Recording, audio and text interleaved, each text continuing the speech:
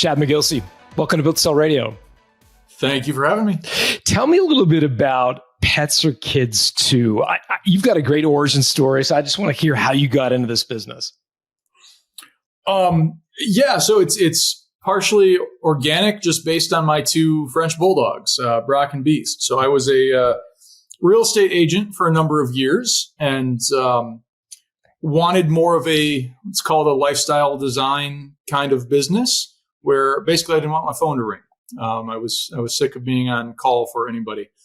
So I decided I wanted to create some sort of business. And I don't know if it was the YouTube algorithm that got me or something, but a little bit of searching on my end led to some entrepreneurship podcasts. And, I would go for walks in the woods outside my house and listen to entrepreneurship podcasts.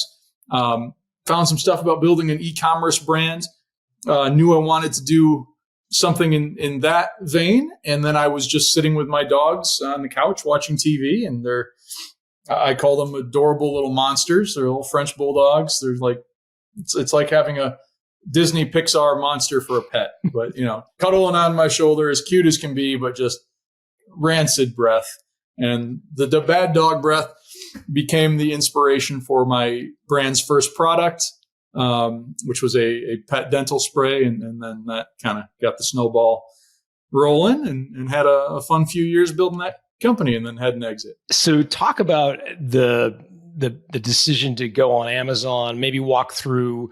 My understanding is that you distributed your products largely Amazon, Chewy, and a little bit on your website. Have I got those three channels right? Yeah. And for anybody who's not familiar with the pet market, Chewy.com is a fantastic secondary marketplace. I say secondary to Amazon. Amazon is most people's largest marketplace, unless they go the, Facebook ads to Shopify or ClickFunnels route. But for a third-party marketplace, Amazon is kind of still the king.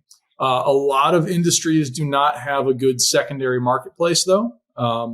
The pet industry thankfully does, and it's Chewy.com, and they were probably 30% of my sales. And what proportion was Amazon? Amazon would have been 60, 65. Got it. And 5 to 10 on my own website. Got it.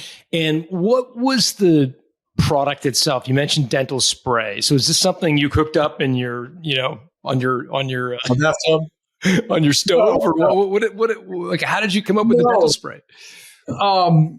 Calling a lot of suppliers and having conversations about what is currently available and what formulas we could tweak. Something that I did and that I think is a good move for anybody releasing a product is to find out how you can clearly differentiate your product from what else is out there.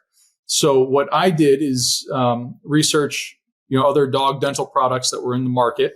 There were some very successful ones, but if you looked at their negative reviews, there was a pretty consistent pattern. And in the case of what was available at the time, dog dental products, a lot of them included ingredients, one particular ingredient being grain alcohol, that there were some studies that, provided enough worry where people would not want to give that to their dog. So you'd see, a lot of 1-2 star reviews being like, well, it works, but it has grain alcohol and that could be poisoning my dog. I don't want it.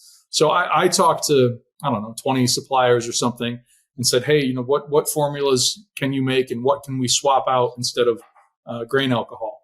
And then I was able to come to market with a pretty clear differentiating factor on the product level, being where it didn't have grain alcohol. And then, the brand was kind of built around, the brand name, Pets Are Kids Too, and having that. So the business model here was to buy the product from a supplier, brand it with a kind of friendly Pets Are Kids Too sort of brand, and then market it on through e-commerce channels, Amazon, Chewy, and your own website. Am I getting the business model generally right? Pretty close. The one tweak there is having them change the formula. Got it. A strictly private label brand, for example, would take an existing formula and just slap their label on it and market it as their own. The other side of that coin is like a fully customized formula where you have a lab design it from scratch and build that up. my business model was somewhere in between those. I wanted my own formula, but instead of having a custom formula from zero, I talked to suppliers about what existing formulas they're already familiar with that we could tweak in a way that would make them better. So that's kind of that. That's super helpful. How big was your first order with the manufacturer? And my next question is going to be, how did you finance that? It was small. My first order was, I think, 800 units. Relatively cheap to source product. I think my first order was only a couple grand, so I just paid it out of pocket. And like I said, I talked to 20 some suppliers. Some of them wanted, 5,000 units, which would have been, I don't know, 20 grand or 30 grand or something for their first order. I was able to find a supplier who I kind of showed my business plan to, showed my growth plan, and said, hey, we need to do a smaller test order to confirm quality and confirm that we're going to work together. But here are my plans moving forward. I think it helped that we discussed price breaks on, price for 800 units, price for 1,200 units, price for 2,000 units, 3,000, 5,000. So that one showed that I'm serious about scaling this, but it also helped me understand what my ROI will be at the beginning, but also what it can be as I hit different quantity of orders and get, on a per unit basis, better margins. So it helped me kind of future plan as well. Got it. This is my ignorance coming out, so forgive me. So you get the supplier, you get them to tweak the formula. Do you send your logo to them to print the label and then ship it from their manufacturing facility to like an Amazon fulfillment center? Is that how it works? Do you take it in your home and then like you're manually putting stickers on the side of bottles? Like, how does that work? Nothing like that. That's the simple way to do it. And that was an option. However, my supplier could only do kind of these standard white bottles with a standard like 4x6 stick-on label. And that's what all of the competitors at the time did. They all were white or clear bottles with a stick-on label. I wanted to, and I should have just grabbed one of my products to have here, but anybody can look it up. Pets Are Kids Too, they're still in existence. But I wanted a full body shrink sleeve label that covered the whole thing and gave it a much more sleek, high quality, premium product experience. So I had my supplier bottle them, but then they shipped everything to my label supplier who could do full body shrink sleeve labels as opposed to, standard stick-on labels. And then they would send it to Amazon, Chewy, or, a 3PL for my sales. 3PL being a third party logistics company. ShipBob, any of those guys. And then they can ship orders from, my Shopify sale. If someone had complains that their product was damaged during shipping or something, and instead of having to deal with Amazon, if I got wind of that, I just have my VA proactively send a replacement and like a third party 3PL. And what did you sell the dog spray for? Like the bad breath spray? It shifted, but anywhere between $15, $20. Okay, so if I'm doing the math for 800 units, a couple grand, $2 to $3 a unit, you're selling it for 15. So you're like 10x, no, not 10xing, 5xing the price that your costs. So there's a lot of margin there to play with, to pay for the label, the shipping, Amazon fee, blah, blah, blah. You've got a fat margin. The fulfillment costs eat up a big portion of that. Yeah. But yeah, I had pretty good margins on my products. Yeah. Well said. And how did you get from the breath spray to the next product? What was that journey like? Well, so I mean, I made the brand first, and the brand was largely based around the needs of my dogs. I say largely because obviously there's product research and stuff involved with that as well. But the question that I always ask as a brand owner is, okay, what is my customer journey? And you don't have to be your own target market, but in my opinion, it makes business easier and more fun when you are. Yeah. So I'm thinking with my dogs, okay, the next obvious thing is their breath stinks. Sometimes their body stinks too. So and they were very itchy. So my next product was a anti-itch oatmeal shampoo that also had a very great smell. So I first researched, possibly 100 or so products that I could release in my brand. I narrowed that down by my own needs and like what my dogs would want, what my friends with dogs would want, and what, keyword research, competitor analysis, all of that stuff too, and kind of melded traditional business research with my own kind of gut instincts, what my dogs need and what my friends' dogs needs. And I narrowed my products down to like a top 10 list, and then ended up releasing 6 of the top 10 eventually. How did you get yours to rank on Amazon's search engine? Well, Amazon is constantly changing. So whenever this podcast goes out live, it might even be slightly different by then. But the general rule of thumb is the reason Amazon can be such an asset or such a great sales channel is you rank for keywords organically, and then you're getting organic sales that you're not paying advertising dollars for. So I first built an audience. I had an email list and a Facebook group of my audience of people that were kind of supportive of the brand, behind the brand, were excited about pre-sale stuff. And then we would, have a few keywords we were trying to target. Bad dog breath was one of them.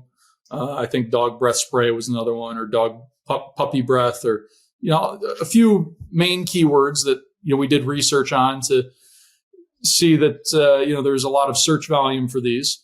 And then when we launched the product, had people advise people to search for the product, through certain keywords, and they did so. And we had enough sales that the landing stuck in Amazon's search results, so that when people would, once my list was depleted, my list of pre-buyers, once that was depleted, the product had enough keyword ranking where it was staying in the search results, and then I could do some pay-per-click to supplement that.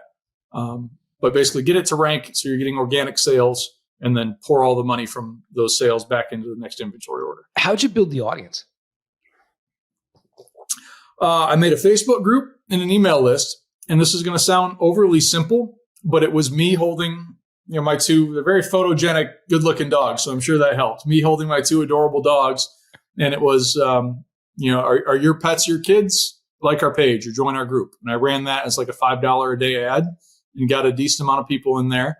I did what we call a viral giveaway campaign after I had a base group of people that, I knew were dog lovers. We'd do a viral giveaway campaign where they'd win, $100 worth of pet products. And to participate in the campaign, they'd invite other dog owners, and then they'd have to take certain actions, like watch I call it an indoctrination video about the brand, join the Facebook group, join the email list. And that helped build the audience up substantially as well. Did I hear you say you spent $5 a day on ads? On just the initial ads to get people to join a Facebook group. It's just like one simple, like I said, it sounds overly simple. And I'm not saying that's all you need to do now to do it, but like to get my initial audience going. I invited some friends and family. So I always tell people it's important to seed the audience, especially if you have a Facebook group or something interactive, because it's kind of like going to a party. Unless it's your best friend, nobody wants to be the first one at the party. So I had friends and family kind of seed my Facebook group. Then I would run ads to other dog people to get them to join. Then once I had a pretty solid base, then I did what I called the audience multiplier campaign, which was the viral giveaway to get more people in. How big was your audience before you launched your first product? I think about 1,000 people. You had 1,000 people between the email list and the Facebook group in total? No, because most of them were the same people in both. I tried real hard to get.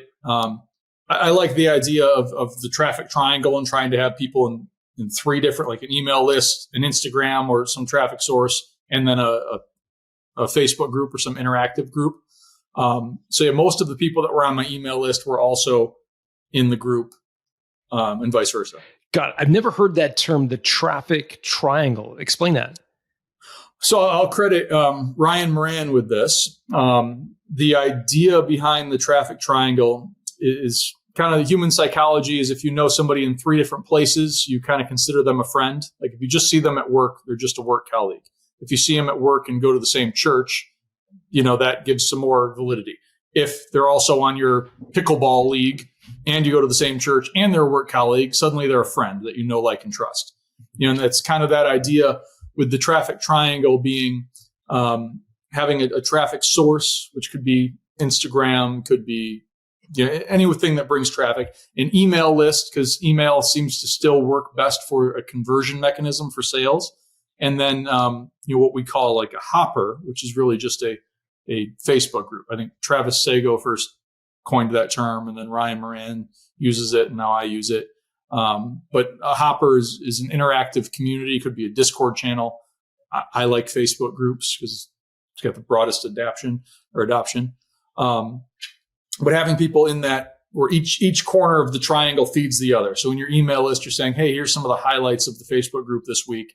And your audience is seeing you in multiple places. So cool. How big did you get this company before you decided to sell it? You mean the audience size or the company? I was thinking more of the revenue of the company. Anything you're comfortable sharing? Yeah, I mean low 7 figures. I'm not supposed to say the exact number, but lower on the 7-figure range.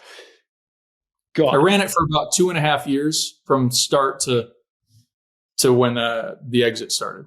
Wow, it's incredible speed. It did go pretty quick. Yeah. We got to $1 million run rate, $83,000 a month in sales in about a year. And then scaled up after that. And that's when I kind of first started, when I had a really good run for about 6 months, I first started thinking about selling it. It wasn't my original intent because I just don't think when I started the business, I'd never done this before. This was my first attempt. So I don't think I had the confidence to know that to plan for an exit on day one. But, once we were over the $1 million run rate for a while and I had a really good 6 months, that's probably closer to the $2 million run rate. Then I started thinking about, hey, maybe I should sell this thing. Most of my net worth was tied up in the business at the time. I talked to a business broker, really nice guy, smart guy named Corin Woodmass. At the time, he told me like, hey, business looks like it's going great for you for the last 6 months, but the 6 months before that, you're still scaling up. You could sell now, but it'd be a mistake. So he told me to wait another 6 months till I have a really good trailing 12 and then look at selling. And that was the plan going forward after that. Got it. To what degree, I want to go back to something you shared earlier, which was at the time, 65% of your revenue was coming from Amazon, 30% from Chewy, 5% from your website. How vulnerable did you feel having such a high proportion of your revenue coming from Amazon?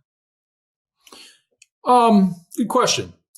That's kind of a constant fear you have if Amazon is a big sales channel. I felt a lot better having Chewy there because a lot of people that have Amazon-based businesses don't. And yeah, Amazon could theoretically shut your business down overnight. I think that was more of a fear a few years back. Amazon now has more of like a dedicated team in place. If there is an account suspension or if there is a hacker that gets into your account, they have a better support system for that now. So I don't think it's as big of a fear. But, you certainly lose sleep from time to time over it. I remember one time my wife and I were in, where were we? Norway or Finland. We were staying in an ice hotel and it was just like an awesome vacation. And I made the mistake of checking my Amazon account and like all of my listings were gone. And it was like, oh my gosh, what in the hell? Now I got it fixed 4 hours later, but I was at the ice bar in the ice hotel with my laptop, fixing this stuff. So this is not what vacation's supposed to be. But it was all fixed and all worth it in the end. And I know Amazon's support system for sellers, especially sellers that are doing significant revenue, has improved a lot. But it's certainly a fear. And, a good thing is with Chewy or with any secondary marketplace, or if it's your own website or whatever, if you have in the e-commerce space a secondary marketplace that makes up at least 20, 25% of your sales, you're more appealing to business buyers because it's not just a one-channel business. So that was a motivating factor for me to help grow Chewy as well. And how are the margins on Chewy compared to Amazon? Chewy's interesting because it's, technically it's wholesale. They're buying your products at wholesale. You're negotiating the price ahead of time. They had not the best terms. They had net 90 terms. So you've got to make that work cash flow wise. But you don't have the advertising expense. There's no pay-per-click with Chewy. Chewy handles a lot of the ads. So I don't remember what the exact profit margin percentage was. It was a little less than Amazon, but at the same time, you're getting the benefit of Chewy advertising on your behalf. So it was certainly worth doing. Got it. When I sold my company, I think the average profit margin I had for everything was like 35% after all costs. After all your expenses, that was a gross profit margin or net, like after all of your expenses? Net after everything. Wow. So that's a pretty, did you have any sense of what the company could be worth? Like you're into the seven figures of revenue. Did you have a sense of what it could be worth? Yeah. I mean, at the time, pretty standard, when COVID, so I sold right before COVID, which is both a blessing and a curse. COVID increased multiples on e-com businesses. So I missed out on that. At the time I sold it, pretty standard to get about 3x your profit. It was pretty standard in the e-com multiple space. Like I said, after COVID, that got high, I got closer to 5 and all of that. So I did miss out on the timing there, but I also missed out on all of the stress of, hey, your factory's shut down. The shipping lines are a month behind and all of that. So I don't know. I regret the timing of my sale a little bit, but I also realized that I missed a lot of stress not having to deal with not knowing what's going to happen with COVID restrictions and running a business. 100%. Yeah. It's always easy to kind of play Monday morning quarterback, but sure. But it sounds like you had a fantastic exit. So let's talk about it. So you get the advice, hey, get a clean trailing 12 months worth of kind of revenue and profitability so you can market this thing. You do that and understand that your trigger or the reason that you wanted to sell was that it had kind of grown to be a significant portion of your wealth, and you started to feel a little bit like a need to diversify a bit as opposed to being so kind of all in on one asset. Am I getting that right? Yeah, that's fair. I was probably a little burnout too, which would have been a factor. But yeah, I think your overview there is pretty accurate. So where do you go from there? What did you do to market the business? Did you hire someone to help? Yeah, I hired Corin Woodmass, who was the broker that I told you about that gave me the advice to wait another 6 months. That went well. Something that I did that I think was very helpful to getting the business sold and getting me a little extra money on top of it was I pre-sourced the next 2 products for the brand. And just did a very small, 200 unit run of them, with their full labels and everything. Cost me a few grand, but then I used that as a carrot to the buyers out there and said, hey, a lot of times, business buyers could have some hesitancy to move forward because they're not sure what the growth plan is for the business. And it's one thing to have a document from the business owner, but another thing to be like, hey, here's the physical product of the next 2 things to run. Here's your launch plan. Here's your listing, copywriting. Here's everything you need, and kind of use that as a carrot for any potential buyer of hey, you're buying the cash flow that already exists, But here is not just in theory, here's in action, your growth plan for the next 6 months. What made you decide to do that? Moment of inspiration. I don't know. I don't know.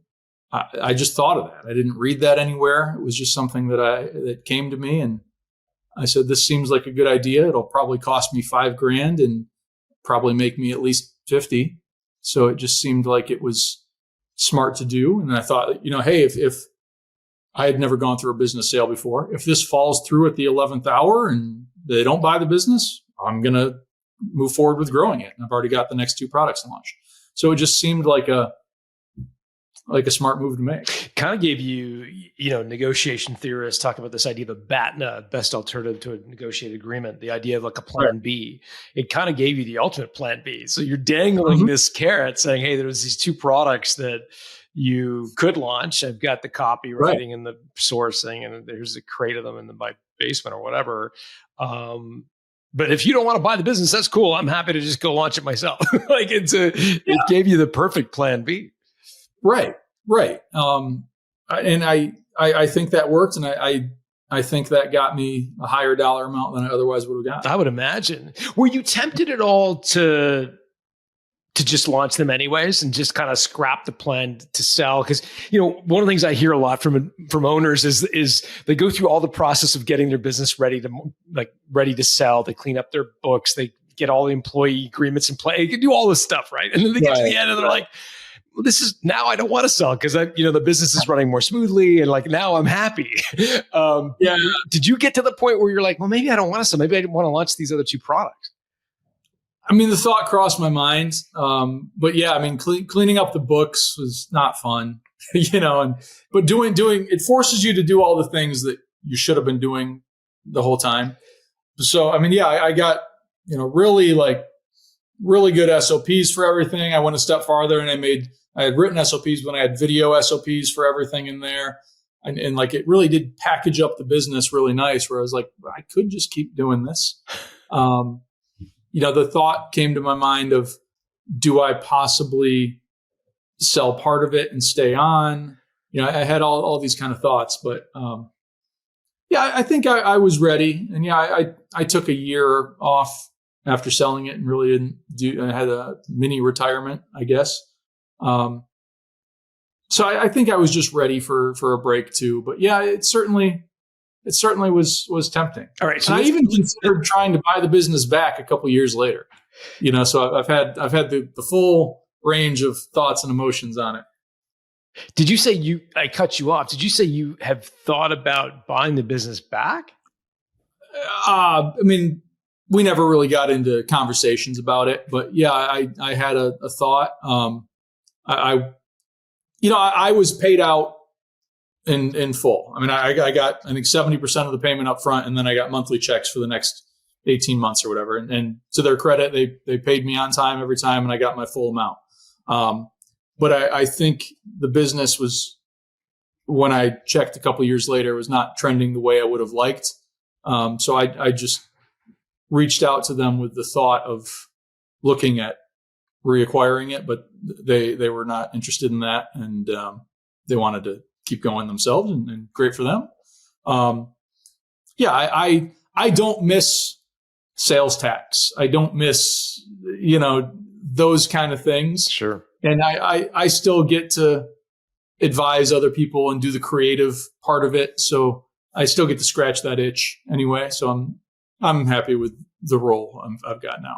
Yeah, I'm sure. So let's walk into how Korn marketed it. So you've cleaned it up. Did he kind of shop it, list it? How did he kind of market it? Yeah, we spent some significant time together, and I talked to his team, and they put together a whole package about me, about the business, all of that, and then they shopped it out to their network of buyers and put it out publicly as well. How many offers did you get? I think we had 3 offers.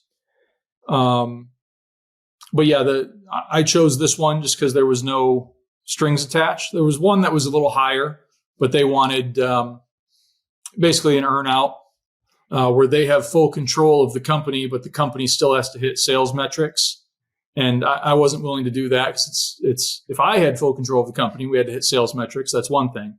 But if I'm handing it over to you and then our interests are not aligned, that's a different story from my perspective. So I turned down a higher offer, but went with one that I really liked the people that bought it. They seemed honest, good people, and they didn't have any strings attached to the offer. Got it. And so it was, are we able to talk about multiples? I know you were at the time it was around 3x was the going rate. Did you get around 3x for it? Yeah. I got around there. We were able to do, I'm sure your audience knows what like add backs are and all that. And Corin and his team were able to, in a reasonable, fair way, but get me a good EBITDA based on add backs and things of that nature, and then got a fair multiple based on that. Yeah. So for my audience, what Chad is referring to is sort of creating an adjusted EBITDA where you're effectively trying to strip out any one-time expenses that you're not going to, the acquirer's not going to have again, and right. Try to pretty up the EBITDA as much as possible while still being a fair and accurate representation of what the business will do in their hands. And so they went through that process. And if I'm understanding it correctly, you got 70% of the cash up front and 30% was kind of, if I understand, sort of seller financing, meaning you agreed to accept that 30% over, I think you said 36 months or 18 months. How long was that? 18 months. How much? Yep, 18 months. 18 months. 18. Yep. So yeah, I got a 7-figure check in the mail, and then I got monthly payments for 18 months. And those monthly payments, was there an interest rate associated with that, or was it just a flat payment every month? It's flat payment. Yeah. And again, the reason I'm asking this is we've just had a podcast that will have probably been released the week before this one goes live, Chad, where we had Bakari Akil on talking about buying a company using debt. And we talked about the different sort of forms of debt, from an SBA loan to, in this case, vendor financing, where you, the seller, provide some debt to the acquirer. And one of the things that we were talking about is what happens and where does the acquirer get the money to buy the business in addition to the whatever vendor financing you provide. And so did you have any sort of lens into where the acquirer, in this case it was a private equity group that we've decided to keep anonymous for the purpose of our conversation, did you ever find out where they got the money? Did they borrow it or did they have cash on hand? Well, they're a Canadian entity, so I don't think they can get U.S. SBA loans. I know they ran 4 or 5 other e-com businesses at the time.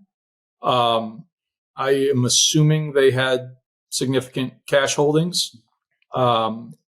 It's possible they brought on other investors or something. I wasn't privy to those conversations. I just, I got cash at the closing table and then monthly payments after that. But I don't know if there's a Canadian SBA loan they got or something of the sort. I'm not sure. Yeah. But yeah, I mean, there are certainly interesting ways to buy businesses now. Like there's a few different people that have training on buying businesses with no money out of your own pocket, and you can do inventory financing and seller financing, a combination of all these different things.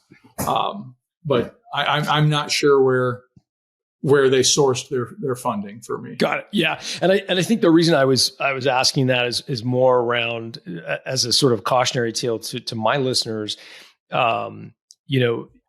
Almost always, if you were going to provide seller financing, you would sit behind the primary financial institution. The acquirer has borrowed the money to buy your business in terms of a recourse. So I'm assuming that would have been the case had they borrowed the money to buy your business, that those 18 months worth of payments would have been at risk if there was a bank, if they defaulted on a bank loan. Yeah, I don't think that was the case. But I don't remember that exactly. But I got paid on time every month, and they paid every dime they owed me. How did you get comfortable that they were going to honor that commitment? Like, there's a lot of people out there, kind of not shady characters, sort of promising to make monthly payments, and oh yeah, I'm good for it. But how did you get comfortable that they were going to honor that 18 months worth of cash flow? Well, funny story for you along those lines. I had another, much smaller business. I bought a small business, and I'm not going to name any names or throw somebody under the proverbial bus, but as a warning to your listeners, I bought a small Apple Watch Band Shopify store after I sold this business. I resold that later, 100% on seller financing. This is a small, 30, 40 grand business. I mean, nothing big at all. But just as an exercise in buying and selling businesses creatively. And the guy made 2 payments of a couple grand each, and then he went missing. Found out he went to jail, and that's why my payment stopped. So there is risk with that. In the terms of selling Pets or Kids too, bigger business, do more due diligence. I think we had written into the contract that if payments, monthly payments fail, I get to keep the 7-figure check initially, but could also have recourse for taking over the business back if they don't make the payments. So there was collateral there, but yeah, you don't want to just accept somebody's promise without anything behind it. I see. So you had recourse to get the business back if those payments were not to come forward. Yes. That's super helpful. That's super helpful for sure.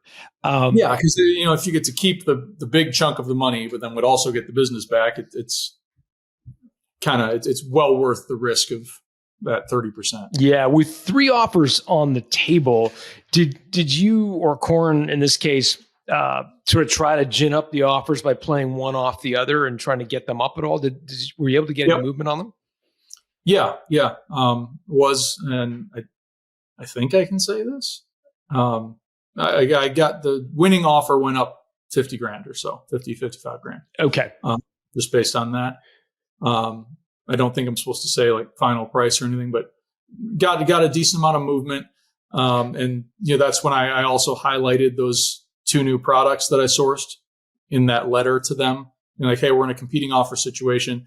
I like yours, but this other one's higher. Here's your growth plan. What can you do to make your offer better before I make my final decision? Got a little bit of movement there. So that's interesting. So you held back the plan with the 2 new products until the sort of initial offers were in place, and then brought that out as a sweetener to get them to lift their offer. I honestly don't remember if that's how it went or not. I know I included that. I wrote a letter and included that in the that negotiation at the end. But I think we also talked about it ahead of time. Okay. But I think it was just hey, as a reminder, we've done this. If you're looking at other businesses to buy, they probably are dependent on just one sales channel, or we have multiple sales channels. We have a growth plan. Other people are willing to pay more. The reason I like your offer is the no strings attached thing, but you've got to bump it up a little bit. Yeah. Yeah. How did you stay involved after the sale? Because, obviously, if you were to just hand over the keys, I know you had the standard operating procedures, but the risk that a business wouldn't continue, I would imagine, was significant if you weren't at least notionally involved. Yeah. I mean, I tried to be as helpful as I could be. I think in the contract, I was required to be available for an hour a day for 60 days.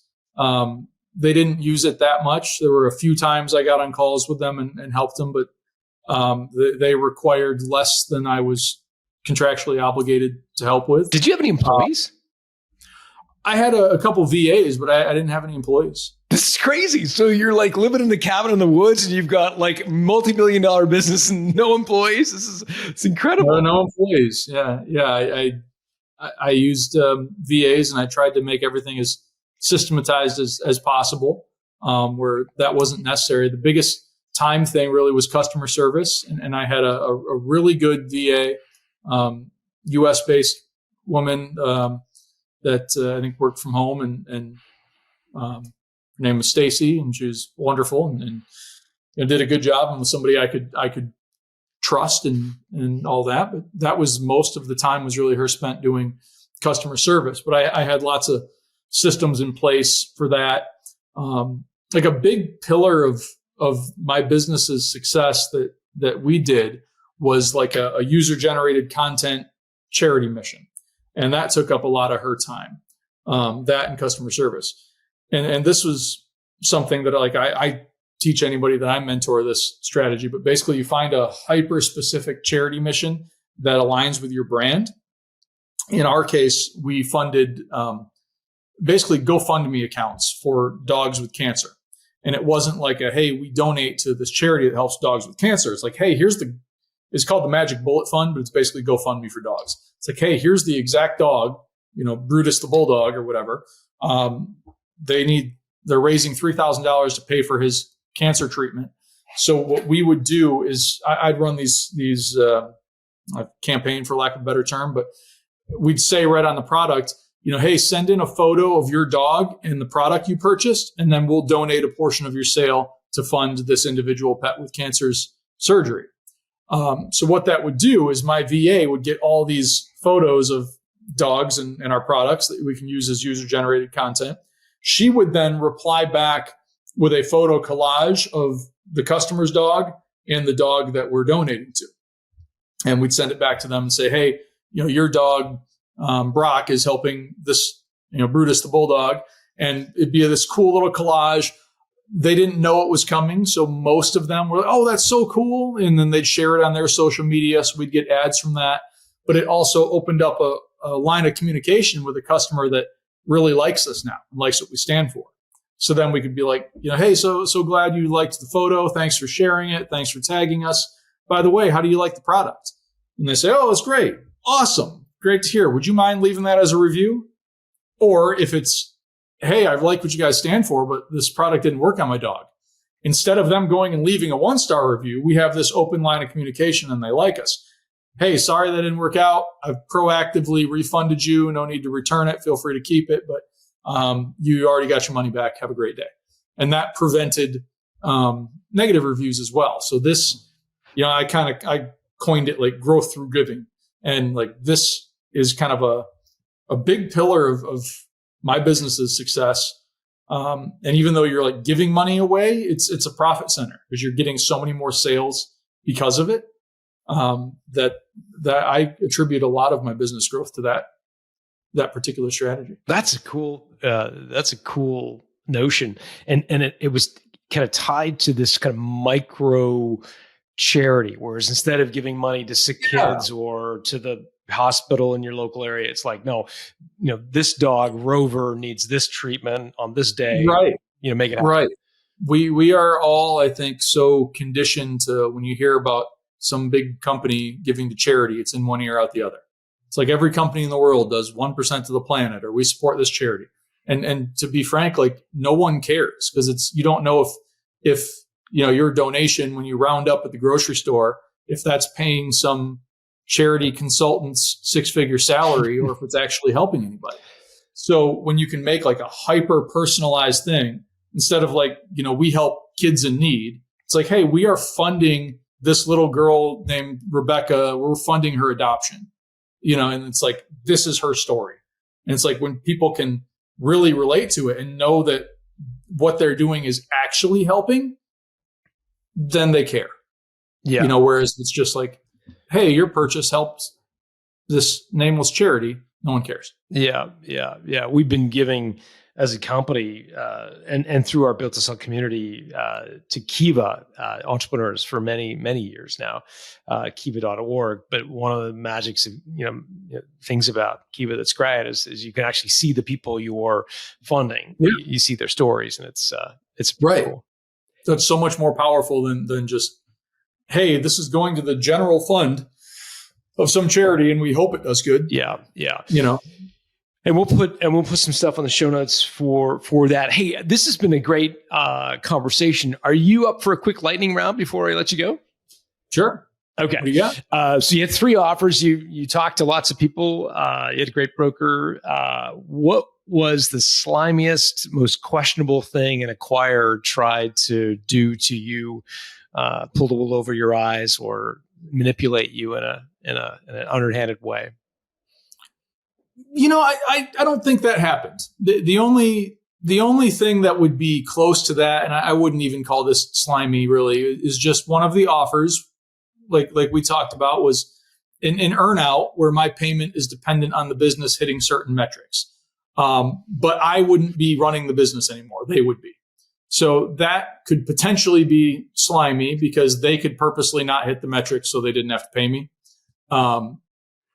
It's a fairly standard offer, though, that it's not unheard of for offers like that to go through. So I hesitate to call that slimy, but it was something I wasn't willing to accept. In that case, what proportion of the total offer, quote unquote, was risk in an earnout on a percentage basis?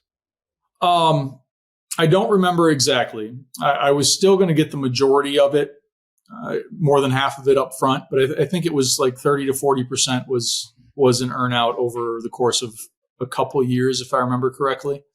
Now I would have got $100,000 extra, I suppose, which, would have been nice, but, that's 2 years of not knowing if it's going to happen and also having no control over if it happens or not, because it's in somebody else's control. So, to me, it made more sense to go with the sure thing. I mean, we've heard from a lot of guests that selling a company can be an emotional roller coaster. I mean, you said it yourself. You've got these two adorable dogs. The brand is all about them. And this is obviously an important part of your life.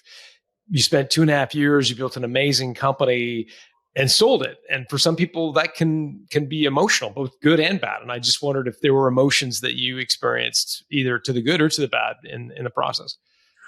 Yeah. I mean, I think all the emotions were good. I mean, I guess leading up to it, they're, stress, and getting all my bookkeeping in order and sitting down and making sure all the details are in place. That was stressful. And, we were trying to finalize the sale, Christmas of 2019 and ended up selling it in early 2020. So kind of just that holiday season was a stressful one. But as far as the sale of the business, it was mostly positive emotions. There was a little bit of a sense of weird letting go of this, but I think more, I was not in like a arrogant way, hopefully, but proud that I was able to do that on my first try, and so I was happy there, and I was proud of the business I was handing off to somebody else, and so yeah, it was mostly happy. When on the day it sold, since like my dogs were the inspiration for the business, but they were also the mascots. I had photos of them and lots of ads and all that. So I think I cooked either a tomahawk steak or a filet mignon or something really, really good for the dogs. And then my wife and I just had some champagne, but it was mostly good emotions, I think. Yeah. Yeah. You strike me, Chad, as a relatively unemotional entrepreneur. I've spoken to a lot of entrepreneurs that who kind of feel like their business is their baby, their employees are their kids, and that their company is their legacy. And I'm not hearing any of that from you. I'm hearing, and I don't want to put words in your mouth, but I want to just validate this, that you wanted lifestyle independence. You wanted to build some wealth. You identified a spot in the market. You built a great company in 2 or 3 years, and you flipped it. And it's not some big emotional thing for you. It's like another business deal. Am I getting that right? Yeah, probably. Legacy is like a weird term because I think that encompasses so much more of your life than just a business venture. So like this, when it's all said and done, this will be a small part of my legacy, I guess, but I don't find my identity in it or anything of that nature. Mm-hmm. So yeah, I'm probably a little more emotionally backed off than some, I didn't really think of the company as my kid. I think of my pets as my kids, hence the name of the company. But, there were no there were no tears when I sold the company or anything like that. So. Yeah. How did you prepare for the exit? You mentioned that you're a big podcast listener. You go walking in the woods and listen to guys like Ryan Moran. Were there people you could point our listeners to? They already listen to Built Center Radio, so that's they're already doing that. So are there other people that they should be following on social or listening to on podcasts? Who's good? Who can you recommend? I like, this is on the tax saving stuff, but Tom Wheelwright, I listened to a lot of his tax saving strategies before I sold the business. Okay. And he had good tax saving stuff while running it too, as far as, inventory related write-offs and things like that. But, when I was going for the sale of the business, I was listening to a lot of tax planning stuff. Cause that's your biggest expense. 100%. Yeah. More than commission to a broker, more than, Yep. So what you can do to minimize that expense, is a high priority. So that's what I spent more time listening to, than anything else, as I got closer to exit. That's great. We'll put Tom's coordinates in the show notes at builttosell.com. In addition to the champagne and the tomahawk steak for the dogs, did you buy yourself a trophy of any sort to commemorate this win? I bought a Tesla. That was kind of my only, I bought a Tesla and a Traeger grill. So those were my, I didn't go get anything ridiculous. We live in the same house. I didn't go buy, I put most of the money into investments, with, some better than others, most of the money into investments, but I got a Tesla and a Traeger grill and we got my wife a new car too. Fantastic. Well, it sounds like you had a nice shopping spree, which I appreciate. I'm a big believer in having some sort of physical representation of the win, so you can look back on it. I'm thrilled. So what now, other than tooling around town in your Tesla? What are you up to now? And what's keeping you busy these days? Yeah, we talked about this a little off camera before we got on, but I do a little bit of consulting for e-com companies, but more as a side gig. For dog related brands, I have a company called Some Dog Millionaires. So somedogmillionaires.com is my dog consulting thing, where I've got a couple programs there. And if people want to reach out to you on social, is LinkedIn the best strategy? It's probably the worst, actually. Oh, okay. I check LinkedIn once in a while, but I'm not a big LinkedIn user. I usually am I message people on Facebook, and that tends to work best. Okay. If you message me on LinkedIn, I'll see it eventually. We'll put your Facebook coordinates there so people can DM you on Facebook. Hey, Chad, this was fun. Thanks for doing it. Yeah. Thanks for having me on. It's great talking to you.